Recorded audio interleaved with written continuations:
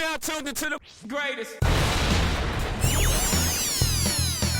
Run with Manny Wilson podcast. The Manny Wilson podcast.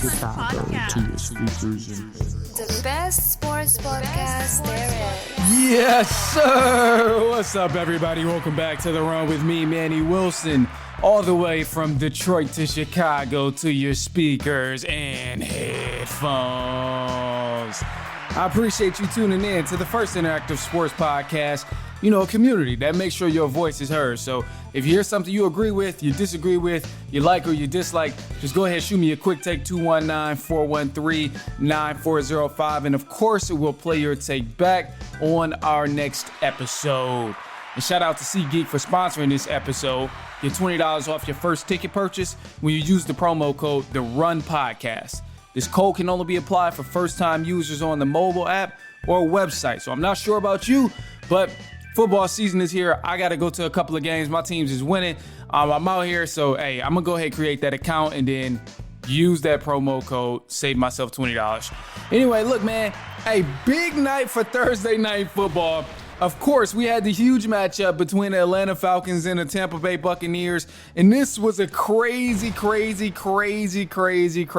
game here for both sides. And I mean, we've seen a duel above all. So obviously, you may know by now, Falcons won this game 36-30 in overtime. Kirk Cousins had the game-winning drive, brought Atlanta down, and then threw a dart and took it all the way to the end zone there by Kadero Hodge, I believe. This was his first start, so he had a big night on his first start or his first time getting in the game. So huge win for Atlanta here.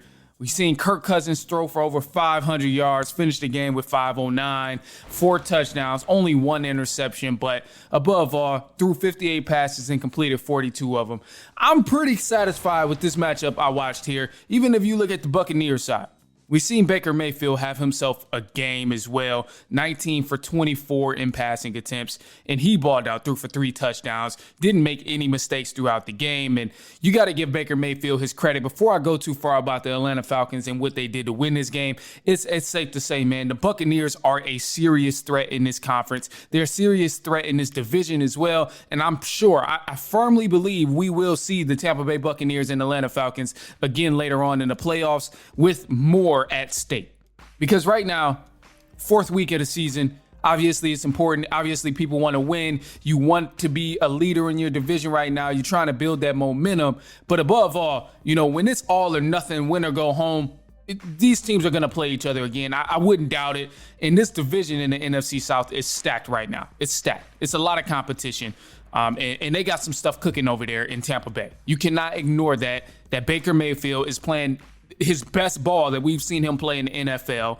They still got a lot of great rushing backs over there between Rachaad White and then Bucky Irvin. Those two have been playing great, sharing the touches. And then Godwin, Evans, Auden, Irving. You got so many different guys on the receiving end who's playing great for the Tampa Bay Buccaneers. Even Shepard, another guy who makes an impact. He didn't do much in this game, but obviously we've heard his name called all throughout the season, and we've seen what he's been able to do. So you definitely got to consider the Tampa Bay Buccaneers as an elite threat in this conference of the NFC and ultimately in the NFC South for sure, 1,000%. You got to give them their credit because they've been doing their thing. They've been doing their thing for sure. However, for this game, it was a down-to-the-wire game. Almost shocked the Atlanta Falcons won, truth be told, because they made so many mistakes.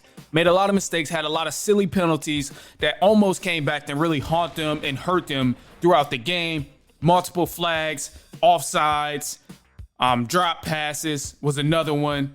But once again, as we've been saying since week 1, the defense came and saved the day for the Atlanta Falcons. The defense was there and really held it down, made sure the Falcons could get the win. And I'm glad they did. This is the 4th game with the Atlanta Falcons defense where they forced a turnover. The 4th straight game that they forced a turnover against the other team here. We had the game against the Saints last week. They had the interception against Derek Carr. The Eagles, they forced Jalen Hurts to have an interception. Pat Mahomes, yes, they lost that game, but they still forced an interception. And then you had the Tampa Bay Buccaneers, where our safety, Jesse Bates, I think it was Jesse Bates. It might have been another safety, but our safeties in the defense, above all, forced multiple fumbles that helped out the Atlanta Falcons and got the ball back in crucial times of the game.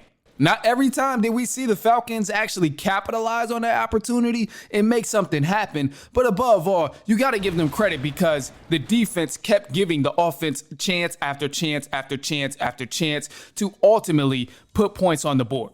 They did. Shout out to Koo for kicking the field goal.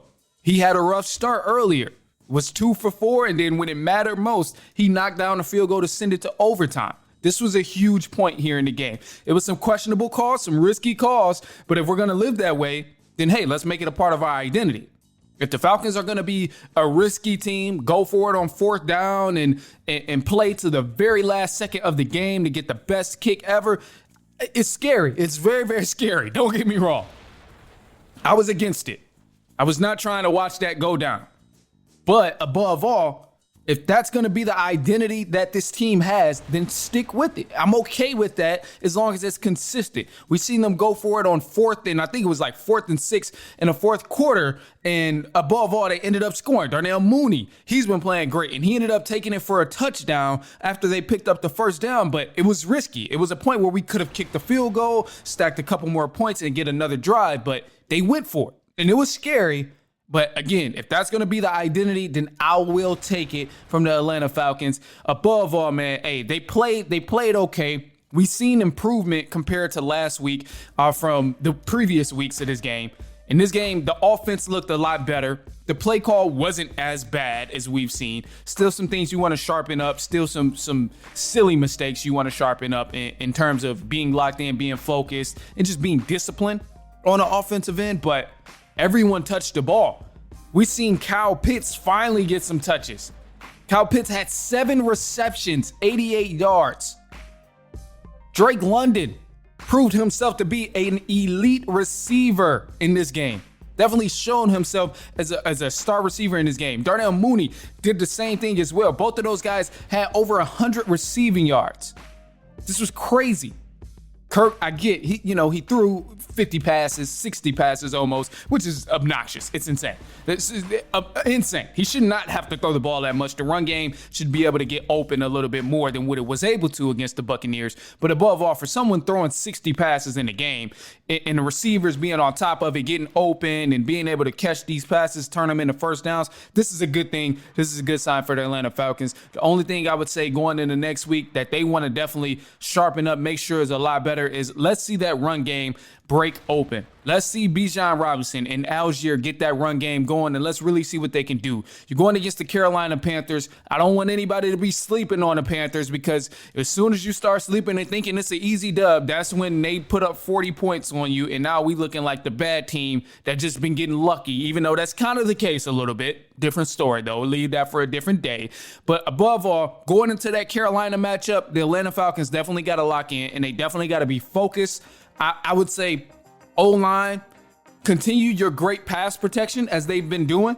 They've been doing solid with the pass protection, but the run game, that's got to be better. We got to be able to give our backs open space. We got to give them holes to run through with Bijan Robinson and Tyler Algier because that's an elite duo that they have back there. And to me, it's no reason that duo can't be like what we see in Detroit with the Lions. We should 1,000% be able to duplicate that. But the offensive line clearly is the difference maker here, and why we're not seeing that. But hey, shout out to Kyle Pitts, man. Did his thing, finally got some receptions. Ran some good routes against the linebackers instead of DBs this time. So, hey, I'm happy for that, man. The defense, shout out to them as well, did their thing, of course. Happy to see that defense go to work, get the ball back multiple times. Gonna be a fun ride in Carolina here. That's next week, of course, so it's going to seem like forever until the Falcons play football again. But look, we got some more stuff coming up, man. We got some news and all of that stuff, some trades. It's possibly about to go down. So I would say take a listen. Don't go anywhere. Look, man, it's only halftime, so we'll be right back.